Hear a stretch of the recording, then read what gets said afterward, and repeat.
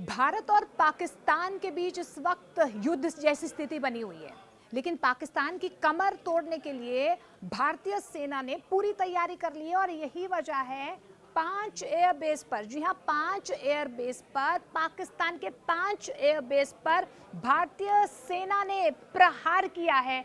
और जैसे जैसे मैं आपको बता रही हूँ कि 5 एयरबेस को तबाह कर दिया गया है, ध्वस्त कर दिया गया है, पाकिस्तान की कमर तोड़ कर रख दी है। एक छठा एयरबेस है, सिंध का शहबाज एयरबेस है, जहां पर इस वक्त अटैक हुआ है। लेकिन इन 5 एयरबेस के बारे में आपको थोड़ी थोड़ी जानकारी दे देती हूँ, उसके बाद मैं आपको बताती हूँ इनकी इंपॉर्टेंस क्या थी, क्यों ये कहा जा रहा है सीधे तौर पर पाकिस्तान जो है घुटनों पर आ सकता है। अगर आपको ये रफीफी एयरबेस के बारे में अगर मैं बता दूं, ये रफीफी एयरबेस सबसे इंपॉर्टेंट एयरबेस कहा जा रहा है, लाइफलाइन इसे कहा जाता था। और यहीं से ड्रोन अटैक्स, जो 2 से 3 दिनों से ड्रोन अटैक्स भारत की तरफ हो रहे हैं, ये इसी रफीफी एयरबेस से हो रहे थे। यानी कि अगर इस एयरबेस को ध्वस्त कर दिया गया, खत्म कर दिया गया है, तो अब कहीं ना कहीं पाकिस्तान को बैकफुट पर आना पड़ेगा। अब यहाँ आ जाते हैं सियालकोट एयरबेस, इसको भी ध्वस्त कर दिया गया है, खत्म कर दिया गया है।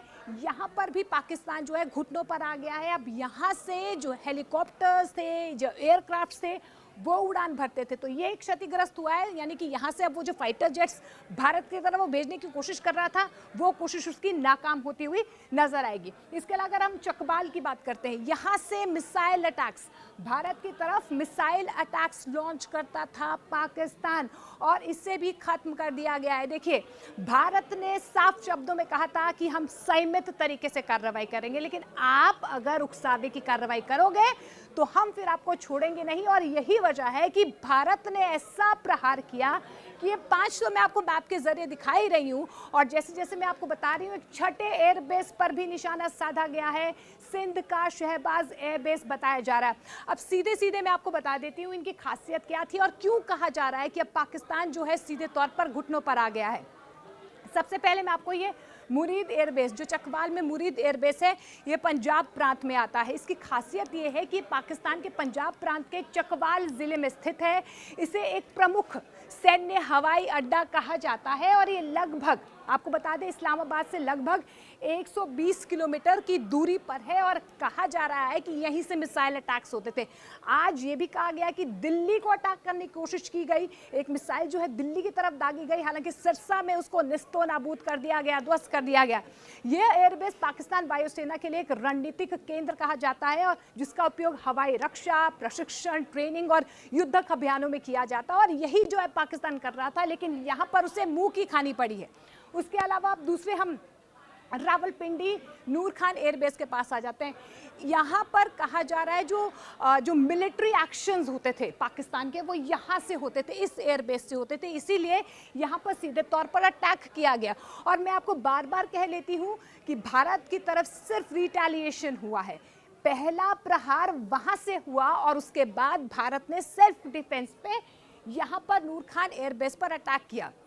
आपको ये भी बता दें, इसको पहले चकला एयरबेस के नाम से भी जाना जाता था, लेकिन अब आपको बता दें कि पाकिस्तान वायुसेना का एक प्रमुख और रणनीतिक रूप से इसे बहुत महत्वपूर्ण ठिकाना बताया जाता है, लेकिन अब इसे ध्वस्त कर दिया गया है। और साफ जाहिर है कि पाकिस्तान में जिस तरीके से खलबली मची हुई है, उसके बाद से अब जब इन 5 एयरबेस को तबाह कर दिया गया और छठे एयरबेस को भी तबाह कर दिया गया, उसके बाद से पाकिस्तान जो है कहीं ना कहीं अब बैकफुट पर आ गया है। ये एयरबेस आपको बता दें कि रावलपिंडी के चकला क्षेत्र में स्थित है, और इस्लामाबाद इंटरनेशनल एयरपोर्ट के बेहद पास इसे कहा जाता है। तो आप देखिए, अगर यहाँ पर अटैक किया गया है, इस बेस को ध्वस्त किया गया है, तो जो इंटरनेशनल एयरपोर्ट है वहाँ पर भी किस तरीके से खलबली मची होगी। क्योंकि देखिए, इससे पहले आपको पता ही है कि पाकिस्तान ने अपने कमर्शियल एयरपोर्ट को जो है चालू रखा था, और यही कहीं ना कहीं ढाल बना रहा था, वो अपने आम लोगों को ढाल बना रहा था ताकि भारत की तरफ से कोई रिटेलिएशन ना हो।